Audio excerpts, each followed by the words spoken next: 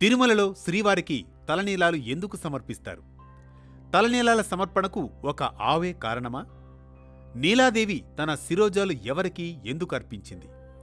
ఈ ప్రశ్నలన్నింటికీ సమాధానంగా సాగే అనగనగాలోని నేటి కథనమే ఆవు పాలు కారిన పుట్టలో దాగిన దైవం, నీలాదేవి శిరోజాలలోని త్యాగధనం.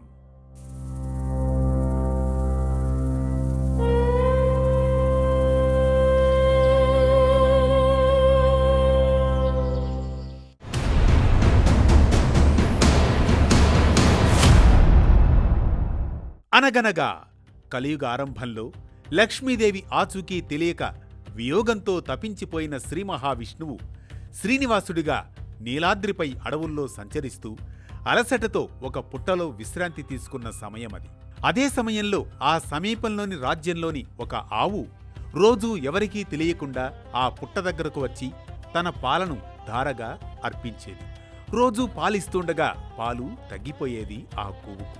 ఒకరోజు, 2 రోజులు, 3 రోజులు, ఇలా రోజులు గడుస్తున్నా పాలు మాత్రం ఇవ్వదు ఆ గోవు. దీంతో ఆ పశువుల కాపరి కంగారు పడిపోతాడు. రాజుకు, రాణికి ఏం సమాధానం చెప్పాలో అర్థం కాదు. దీనిని నిశితంగా గమనిస్తూ ఉంటాడు. ఆ గోవును వెంబడిస్తాడు గోవుల గోపన్న. ఆవు వెంటే అడవిలోకి ప్రవేశిస్తాడు. ఆ గోవు నేరుగా పుట్టను ఎక్కుతుంది.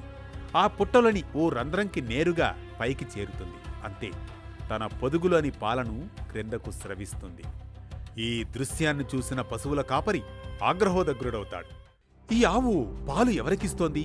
మా యజమానికి ఇది నష్టం చేస్తోందే అంటూ తనలో తనే కోపంతో అనుకుంటాడు.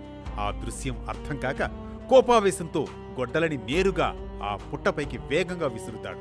ఆ గొడ్డలి ఆవును కాదు, పొరపాటున పుట్టలోకి వేగంగా పడుతుంది.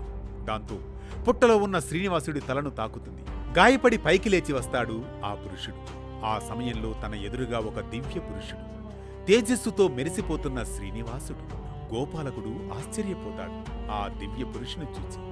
రక్తం ధారగా కారుతోంది. తీవ్ర గాయంతో ఆ ప్రాంతంలో వెంట్రుకలు కూడా ఊడిపోతాయి. అదే సమయంలో అక్కడికి నీలాదేవి అనే గంధర్వ యువరాణి ఆ దృశ్యాన్ని చూచి చలించిపోతుంది.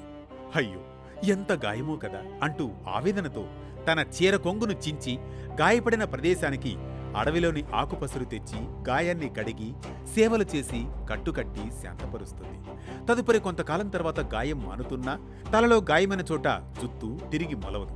దీంతో నీలాదేవి తలపై లోపం ఉండకూడదు అని భావించి ఆ క్షణమే తన శిరోజాలను కత్తిరించి అక్కడ ఉంచుతుంది. ప్రభు, నా అందం పోయినా పర్వాలేదు, మీ దివ్య స్వరూపం సంపూర్ణంగా ఉండాలి అంటూ పలుకుతుంది. దీంతో ఆ త్యాగానికి శ్రీనివాసుడు కరిగిపోతాడు.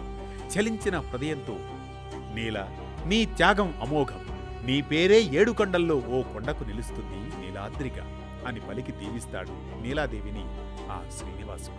అంతేకాదు, నీలాదేవి, ఇక నుంచి నా భక్తులు భక్తితో తలనీలాలు సమర్పిస్తే ఆ త్యాగం నీ పేరుతోనే ప్రసిద్ధి చెందుతుంది. వారి పాపాలు తొలగి నా అనుగ్రహం లభిస్తుంది. అలా అప్పటి నుంచే అఖిలాండకోటి బ్రహ్మాండ నాయకుడు, కలియుగ దైవం వెలసిన శ్రీవేంకటేశ్వర స్వామివారు వెలసిన తిరుమలలో తలనీలాలు త్యాగానికి చిహ్నంగా, పాపాల నివారణకు, కష్టాలు కడతేరినందుకు ప్రతీకగా ఇచ్చే ప్రాథమిక మొక్కుబడిగా మారాయని మన పురాణం చెబుతుంది.